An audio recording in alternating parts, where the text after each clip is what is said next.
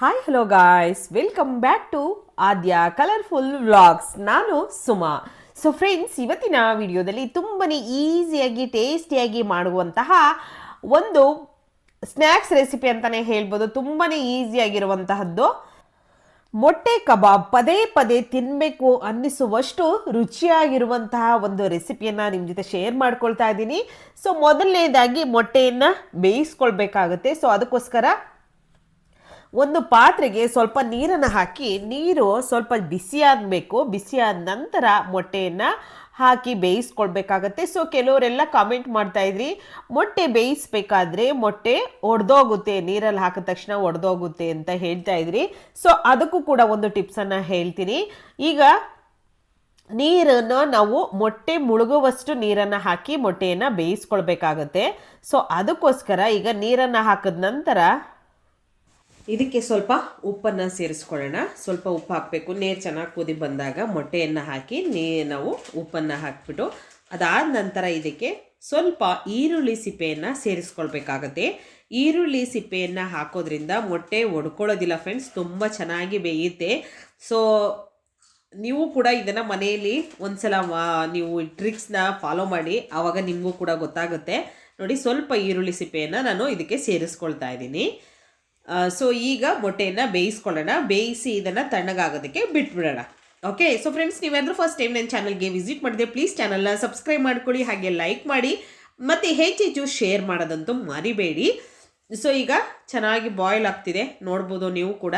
ಇದನ್ನು ಒಂದು 10 ನಿಮಿಷ ಬೇಯಿಸಿದ್ರೆ ಸಾಕು. ಮೊಟ್ಟೆಯನ್ನು ಜಾಸ್ತಿ ಟೈಮ್ ಏನು ತಗೊಳ್ಳೋದಿಲ್ಲ. ಬೇಯಿಸಿದ ನಂತರ ಇದಕ್ಕೆ ತಣ್ಣೀರನ್ನು ಹಾಕಿ, ಬಿಸಿನೀರು ಏನಿದೆಯೋ ಅದನ್ನು ನಾನು ಸೋಸಿ ಅದನ್ನು ಸ್ವಲ್ಪ ಚೆಲ್ಲಿ, ಅದಾದ ನಂತರ ತಣ್ಣೀರನ್ನು ಹಾಕಿ ಒಂದು 5 ನಿಮಿಷ ಇದನ್ನು ಹಾಗೆ ಬಿಟ್ಟಿದ್ದೆ. 5 ನಿಮಿಷ ಆದ ನಂತರ ಸಿಪ್ಪೆಯನ್ನು ಬಿಡಿಸ್ತೀನಿ. ಸೊ ಎಷ್ಟು ನೀಟಾಗಿ ಸಿಪ್ಪೆ ಬಿಡ್ಕೊಳ್ಳುತ್ತೆ ಅಂತ ನೀವು ಕೂಡ ನೋಡ್ಬೋದು. ನೋಡಿ, ಯಾವ ಮೊಟ್ಟೆನೂ ಕೂಡ ಒಡ್ಕೊಂಡಿಲ್ಲ, ಅಷ್ಟು ಚೆನ್ನಾಗಿ ಆಗಿದೆ. ಸೊ ಅದಕ್ಕೋಸ್ಕರನೇ ಈ ಟ್ರಿಕ್ಸ್ನ ಫಾಲೋ ಮಾಡಿ. ಯಾಕೆಂದರೆ ಮೊಟ್ಟೆ ಬೇಯಿಸ್ಬೇಕಾದ್ರೆ ಒಂದಕ್ಕೊಂದು ಅದು ಟಚ್ ಆಗಿ ಒಡ್ಕೊಳ್ಳೋವಂಥ ಚಾನ್ಸಸ್ ತುಂಬಾ ಇರುತ್ತೆ. ಸೊ ತುಂಬ ಜನ ಹೇಳ್ತಾ ಇದ್ರು, ಅದಕ್ಕೋಸ್ಕರ ಈ ಒಂದು ಟಿಪ್ಸನ್ನು ನಿಮ್ಮ ಜೊತೆ ಶೇರ್ ಮಾಡ್ಕೊಂಡಿರೋದು. ಸೊ ಈಗ ಸಿಪ್ಪೆಯನ್ನು ಕೂಡ ನಾನು ಬಿಡಿಸ್ಕೊಳ್ತಾ ಇದ್ದೀನಿ. ಸೊ ನೋಡಿ ಎಷ್ಟು ನೀಟಾಗಿ ಸಿಪ್ಪೆಯನ್ನು ತೆಗಿಬೋದು ಅಂತ ಹೇಳಿ. ಎಲ್ಲ ಮೊಟ್ಟೆನೂ ಕೂಡ ಇದೇ ರೀತಿಯಾಗಿ ನಾನು ಕ್ಲೀನ್ ಮಾಡಿ ತಗೊಳ್ತೀನಿ. ಓಕೆ. ಸೊ ಇವಾಗ ಒಂದು 6ರಿಂದ 7 ಮೊಟ್ಟೆಯನ್ನು ತಗೊಂಡಿದ್ದೀನಿ ಫ್ರೆಂಡ್ಸ್. 7 ಮೊಟ್ಟೆಯನ್ನು ಕೂಡ ಸಿಪ್ಪೆಯನ್ನು ಕ್ಲೀನ್ ಮಾಡಿ ರೆಡಿ ಮಾಡಿ ಇಟ್ಕೊಂಡಿದ್ದೀನಿ. ಸೊ ಇದಕ್ಕೆ ಕಬಾಬ್ ಮಾಡೋದಕ್ಕೆ ಈಗ ನಾವು ಒಂದು ಹಿಟ್ಟನ್ನು ರೆಡಿ ಮಾಡ್ಕೋಬೇಕಾಗುತ್ತೆ. ಇವಾಗ ಮೊದಲನೇದಾಗಿ ಫಸ್ಟು ಈಗ ಬೇಯಿಸಿರೋಂಥ ಮೊಟ್ಟೆಯನ್ನು ಕಟ್ ಮಾಡ್ಕೊಳ್ತೀನಿ. ಸೊ ನೀವು ಅರ್ಧ ಮೊಟ್ಟೆಯಲ್ಲೇ ಕಬಾಬ್ ಮಾಡ್ಕೊಳ್ತೀರಾ ಅಂದರೆ ಹಾಗೇ ಮಾಡ್ಕೋಬೋದು, ಅಥವಾ ಒಂದು ಮೊಟ್ಟೆಯಲ್ಲಿ 4 ಪೀಸ್ ಮಾಡ್ಕೊಳ್ತೀವಿ ಅಂದರೆ ಹಾಗೂ ಕೂಡ ಮಾಡ್ಕೋಬೋದು. ಸೊ ಈಗ ನಾನು ಒಂದು ಮೊಟ್ಟೆಯಲ್ಲಿ 4 ಪೀಸಸ್ಸನ್ನು ಮಾಡ್ಕೊಳ್ತಾ ಇದ್ದೀನಿ. ತುಂಬ ಅದ್ಭುತವಾಗಿರುವಂತಹ ಟೇಸ್ಟ್ ಇರುತ್ತೆ ಫ್ರೆಂಡ್ಸ್. ಖಂಡಿತವಾಗ್ಲೂ ಒಂದ್ಸಲ ನೀವು ತಯಾರಿಸಿ ಇದನ್ನು ತಿಂದರೆ ಮತ್ತೆ ಮತ್ತೆ ಮಾಡ್ಕೊಂಡು ತಿನ್ನಬೇಕು ಅನಿಸುತ್ತೆ. ಅಷ್ಟು ಟೇಸ್ಟಿಯಾಗಿರುತ್ತೆ. ಈ ರುಚಿನ ಮರೆಯೋಕ್ಕೆ ಆಗಲ್ಲ, ಅಷ್ಟು ಸೂಪರ್ ಆಗಿರುತ್ತೆ ಮೊಟ್ಟೆ ಕಬಾಬ್, ಎಗ್ ಕಬಾಬ್ ರೆಸಿಪಿ. ಸೊ ಈ ರೀತಿಯಾಗಿ ಈಗ ಮೊಟ್ಟೆಯನ್ನೆಲ್ಲದನ್ನು ಕೂಡ ಕಟ್ ಮಾಡಿ ಇಟ್ಕೊಂಡಿದ್ದೀನಿ.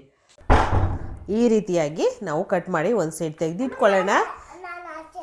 ಈಗ ಒಂದು ಬೌಲಿಗೆ ಒಂದು 2 ಟೇಬಲ್ ಸ್ಪೂನ್ ಆಗುವಷ್ಟು ಕಾರ್ನ್ ಫ್ಲೋರನ್ನು ಸೇರಿಸ್ಕೊಳ್ತಾ ಇದ್ದೀನಿ.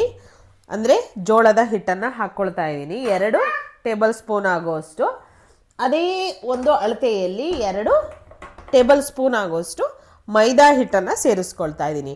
ಖಂಡಿತ ಇದೇ ರೀತಿಯಾಗಿ ನೀವು ಎಗ್ ಕಬಾಬ್ನ ಮಾಡಿ, ನಿಮಗೆ ಟೇಸ್ಟ್ ಎಷ್ಟು ಅದ್ಭುತವಾಗಿ ಬರುತ್ತೆ ಅಂತ ಗೊತ್ತಾಗುತ್ತೆ ಫ್ರೆಂಡ್ಸ್. ಓಕೆ. ಒಂದು 1/4 ಟೀ ಸ್ಪೂನ್ ಆಗುವಷ್ಟು ಧನಿಯಾ ಪೌಡರ್ನ ಸೇರಿಸ್ಕೊಳ್ತಾ ಇದ್ದೀನಿ, ಜಾಸ್ತಿ ಬೇಡ. ಅದಾದ ನಂತರ ಖಾರಕ್ಕೆ ಅನುಗುಣವಾಗಿ ಒಂದು 1.5 ಸ್ಪೂನ್ ಆಗುವಷ್ಟು ಅಚ್ಕಾರದ ಪುಡಿಯನ್ನು ಸೇರಿಸ್ಕೊಳ್ತಾ ಇದ್ದೀನಿ. ನಂತರ 1 ಟೇಬಲ್ ಸ್ಪೂನ್ ಆಗುವಷ್ಟು ಕಡಲೆ ಹಿಟ್ಟು, 2 ಟೇಬಲ್ ಸ್ಪೂನ್ ಮೈದಾ, 2 ಟೇಬಲ್ ಸ್ಪೂನ್ ಕಾರ್ನ್ಫ್ಲೋರ್ ಮತ್ತು 1 ಟೇಬಲ್ ಸ್ಪೂನು ನಾವು ಕಡಲೆ ಹಿಟ್ಟನ್ನು ಸೇರಿಸ್ಕೊಳ್ತಾ ಇದ್ದೀವಿ. ಸ್ವಲ್ಪ ಅರಿಶಿನ ಹಾಕ್ಕೊಳ್ತಾ ಇದ್ದೀನಿ, ಒಂದೇ ಒಂದು ಪಿಂಚ್ ಅರಿಶಿನ. ರುಚಿಗೆ ತಕ್ಕಷ್ಟು ಉಪ್ಪನ್ನು ಹಾಕ್ಕೊಂಡಿದ್ದೀವಿ. ಹಾಗೆ ಗರಂ ಮಸಾಲ, 1/4 ಟೀ ಸ್ಪೂನ್ ಆಗುವಷ್ಟು ಗರಂ ಮಸಾಲವನ್ನು ಸೇರಿಸ್ಕೊಳ್ತಾ ಇದ್ದೀವಿ. ಇಷ್ಟನ್ನು ಹಾಕಿ ನಮಗೆ ಬೇಕು ಅಂತಂದರೆ ಇದಕ್ಕೆ ಕಬಾಬ್ ಪೌಡರ್, ಚಿಕನ್ ಕಬಾಬ್ ಪೌಡರ್ ಬರುತ್ತಲ್ವಾ, ಸೊ ಅದನ್ನು ಕೂಡ ನೀವು ಹಾಕ್ಕೊಳ್ಬೋದು. ಕಬಾಬ್ ಪೌಡರು ಅದು ಕೂಡ ಒಂದು 2 ಸ್ಪೂನ್ ಆಗುವಷ್ಟು ನಾನು ಹಾಕ್ಕೊಂಡಿದ್ದೀನಿ ಕಬಾಬ್ ಪೌಡರ್ನ. ಸೊ ಮನೆಯಲ್ಲೇ ಕಬಾಬ್ ಪೌಡರ್ನು ಕೂಡ ತಯಾರಿಸ್ಕೊಳ್ಬೋದು. ಹೇಗೆ ತಯಾರಿಸೋ ವಿಧಾನ ಬೇಕು ಅಂದರೆ ತಪ್ಪದೇ ನನಗೆ ಕಾಮೆಂಟ್ ಸೆಕ್ಷನಲ್ಲಿ ತಿಳಿಸಿ. ಖಂಡಿತ ಕಬಾಬ್ ಪೌಡರ್ ಮನೇಲಿ ಹೇಗೆ ಮಾಡ್ಕೋಬೋದು ಅಂತ ನಾನು ಹೇಳ್ಕೊಡ್ತೀನಿ. ಅದಾದ ನಂತರ 1 ಸ್ಪೂನ್ ಆಗುವಷ್ಟು ಶುಂಠಿ ಬೆಳ್ಳುಳ್ಳಿ ಪೇಸ್ಟು ಇಷ್ಟನ್ನು ಹಾಕಿ ಒಂದು ಸಲ ಮಿಕ್ಸ್ ಮಾಡ್ಕೊಂಡಿದ್ದೀನಿ. ಮಿಕ್ಸ್ ಮಾಡಿದ ನಂತರ ಸ್ವಲ್ಪ ನೀರನ್ನು ಹಾಕ್ಕೊಳ್ತಾ ನಾವು ಹಿಟ್ಟನ್ನು ಕಲಿಸ್ಕೊಳ್ಬೇಕಾಗುತ್ತೆ. ನಾವು ಮೆಣಸಿನ್ಕಾಯಿ ಬಜ್ಜಿ ಅಥವಾ ಆಲೂಗೆಡ್ಡೆ ಬಜ್ಜಿ ಮಾಡಬೇಕಾದ್ರೆ ಹಿಟ್ಟನ್ನು ಹೇಗೆ ಕಡಲೆ ಹಿಟ್ಟನ್ನು ಕಲಿಸ್ಕೊಳ್ತೀವಲ್ಲ ಆ ಹದಕ್ಕೆ ಹಿಟ್ಟನ್ನು ಕಲಿಸ್ಕೊಳ್ಬೇಕು ಫ್ರೆಂಡ್ಸ್. ನೋಡಿದ್ರಲ್ಲ, ಈ ರೀತಿಯಾಗಿ ಹಿಟ್ಟನ್ನು ಕಲಿಸ್ಕೊಳ್ಬೇಕು. ಸೊ ನಾನು ಯಾವುದೇ ರೀತಿ ಫುಡ್ ಕಲರ್ನ ಇದಕ್ಕೆ ಆ್ಯಡ್ ಮಾಡ್ತಾ ಇಲ್ಲ. ಬೇಕು ಅಂತಂದರೆ ನೀವು ಕಲರ್ ಹಾಕ್ಕೊಳ್ಬೋದು, ಬಟ್ ಅನ್ಹೆಲ್ದಿ ಆಗಿರೋದ್ರಿಂದ ನಾನು ಅದನ್ನು ಹಾಕ್ಕೊಳ್ಳೋದಿಲ್ಲ.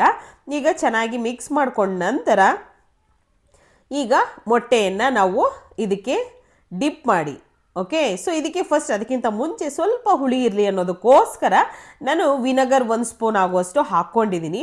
ಇದು ಬೇಕು ಅಂದರೆ ಉಪಯೋಗಿಸಿ, ಇಲ್ಲ ಅಂತಂದರೆ ನಿಂಬೆಹಣ್ಣು ಇರುತ್ತಲ್ವಾ, ಸೊ ನಿಂಬೆಹಣ್ಣು ಕೂಡ ಒಂದು ಅರ್ಧ ಸ್ಪೂನ್ ಆಗುವಷ್ಟು ನಿಂಬೆ ರಸವನ್ನು ಸೇರಿಸ್ಕೊಂಡ್ರೆ ಆಗುತ್ತೆ. ಅದಾದ ನಂತರ ಇವಾಗ ನಾನು ಒಂದು ಮೊಟ್ಟೆ ಪೀಸನ್ನು ಈ ಥರ ಡಿಪ್ ಮಾಡಿ ನಾವು ಸ್ಪೂನಿನ ಸಹಾಯದಿಂದ ಅಥವಾ ಕೈಯಿಂದ ಕೂಡ ನಾವು ಎಣ್ಣೆಯಲ್ಲಿ ಫ್ರೈ ಮಾಡ್ಕೊಳ್ಬೋದು. ಈಗ ಎಣ್ಣೆ ಕಾಯೋದಕ್ಕೆ ಆಲ್ರೆಡಿ ಇಟ್ಟಿದ್ದೀನಿ. ಸೊ ಎಣ್ಣೆ ಮೀಡಿಯಮ್ಮಾಗಿ ಕಾದಿದೆ. ಈಗ ನಾವು ಈ ಒಂದು ಮೊಟ್ಟೆ ಕಬಾಬಿಗೆ ರೆಡಿ ಮಾಡಿರುವಂತಹ ಒಂದು ಪೀಸನ್ನೆಲ್ಲ ನಾವು ಹಾಕ್ಕೊಳ್ಳೋಣ. ಎಣ್ಣೆಯಲ್ಲಿ ಚೆನ್ನಾಗಿ ಫ್ರೈ ಮಾಡ್ಕೋಬೇಕಾಗತ್ತೆ. ಸ್ವಲ್ಪ ದೂರ ಹಾಕ್ಕೊಳ್ಳೋಣ, ಒಂದಕ್ಕೊಂದು ಅಂಟ್ಕೊಳ್ಳುತ್ತೆ. ಅದಕ್ಕೋಸ್ಕರ ನೋಡಿ, ಎಣ್ಣೆ ಚೆನ್ನಾಗಿ ಕಾದಿರಬೇಕು. ಹೈ ಫ್ಲೇಮಲ್ಲಿ ನೀವು ಎಣ್ಣೆ ಕಾಯಿಸ್ಕೊಳ್ಳಿ. ಮೀಡಿಯಮಾಗಿ ಎಣ್ಣೆ ಕಾದಿರಬೇಕು. ಆದರೆ ಹೈ ಆಗಿ ಜಾಸ್ತಿ ಕಾದಿದ್ರೆ ಒಂದೇ ಸಲ ಹಾಕಿದ ತಕ್ಷಣ ಕಲರ್ ಎಲ್ಲ ಚೇಂಜ್ ಆಗಿಬಿಡುತ್ತೆ. ಸೊ ಆ ರೀತಿ ಮಾಡೋಕ್ಕೆ ಹೋಗ್ಬಿಡಿ. ನೋಡಿಕೊಂಡು ಎಣ್ಣೆಯನ್ನು, ಅದಾದ ನಂತರ ನಾವು ಹಿಟ್ಟನ್ನು ಸೇರಿಸ್ಕೊಳ್ಳೋಣ, ಮೊಟ್ಟೆಯನ್ನು ಹಾಕ್ಕೊಳ್ಳೋಣ. ಹಾಕಿದ ನಂತರ ಕೆಲವೊಂದು ಸಲ ಫ್ರೆಂಡ್ಸ್ ಅದನ್ನು ಹೇಳ್ತೀನಿ, ಯಾಕೆಂದರೆ ಕೆಲವೊಂದು ಸಲ ಹಾಕಿದ ತಕ್ಷಣ ಎಣ್ಣೆಯಲ್ಲಿ ಮೊಟ್ಟೆ ಸಿಡಿಯೋ ಚಾನ್ಸಸ್ ಕೂಡ ಇರುತ್ತೆ. ಸೊ ದಯವಿಟ್ಟು ನೀವು ಸ್ವಲ್ಪ ದೂರ ಇದ್ದೇ ಈ ಒಂದು ಮೊಟ್ಟೆ ಕಬಾಬ್ನ ಮಾಡ್ಕೊಳ್ಳಿ. ಯಾಕೆಂದರೆ ಮುಖಕ್ಕೆ ಅಕಸ್ಮಾತ್ ಎಣ್ಣೆ ಸಿಡಿದ್ರೆ ಖಂಡಿತ ಕಷ್ಟ ಆಗುತ್ತೆ. ಅದಕ್ಕೋಸ್ಕರ ಹೇಳ್ತಾ ಇದ್ದೀನಿ. ಸೊ ಸಿಡಿಯೋ ಚಾನ್ಸಸ್ ಕಮ್ಮಿ, ಬಟ್ ಸಿಡಿದ್ರೆ ಅನ್ನೋ ಒಂದು ಭಯ ಇರುತ್ತಲ್ವಾ. ಸೊ ನಿಮಗೆ ಗೊತ್ತಿಲ್ಲದಲೇ ಇರೋರು ಕೂಡ ಇರ್ತಾರೆ ಅನ್ನೋದಕ್ಕೋಸ್ಕರ ಹೇಳ್ತಾ ಇದ್ದೀನಿ. ಮೊಟ್ಟೆ ಎಣ್ಣೆಯಲ್ಲಿ ಹಾಕಿದ್ರೆ ಸಿಡಿಯುತ್ತೆ. ಸೊ ನೋಡಿಕೊಂಡು ಸ್ವಲ್ಪ ದೂರ ಇದ್ದು ಹಾಕಿ. ತೀರಾ ಹತ್ತಿರದಲ್ಲಿ ಬೋಂಡ ಬಜ್ಜಿ ಮಾಡ್ಬೇಕಾದ್ರೆ ನಾವು ಹೇಗೆ ಹತ್ತಿರದಲ್ಲಿ ಇರ್ತೀವಲ್ಲ ಆ ಥರ ಹತ್ತಿರ ಇರಬೇಡಿ, ಎಣ್ಣೆಯಿಂದ ಸ್ವಲ್ಪ ದೂರ ಇರಿ, ಓಕೆ. ಸೊ ಈಗ ನೋಡ್ಬೋದು, ಈಗ ಪೀಸನ್ನೆಲ್ಲ ಮೊಟ್ಟೆಯನ್ನೆಲ್ಲ ನಾವು ಹಿಟ್ಟಿನಲ್ಲಿ ಡಿಪ್ ಮಾಡಿ ಎಣ್ಣೆಗೆ ಹಾಕ್ಕೊಂಡು ಎರಡೂ ಸೈಡ್ ಕೂಡ ಗೋಲ್ಡನ್ ಕಲರ್ ಬರೋ ಹಾಗೆ ನಾವು ಇದನ್ನು ಫ್ರೈ ಮಾಡ್ಕೋಬೇಕಾಗತ್ತೆ, ಓಕೆ. ತುಂಬಾ ಈಸಿಯಾಗಿರುವಂತಹ ಟೇಸ್ಟಿಯಾಗಿರುವಂತಹ ಒಂದು ಎಗ್ ಕಬಾಬ್ ರೆಸಿಪಿ. ಸೊ ಈಗ ಆಗಿರೋದನ್ನು ಒಂದು ಸೈಡು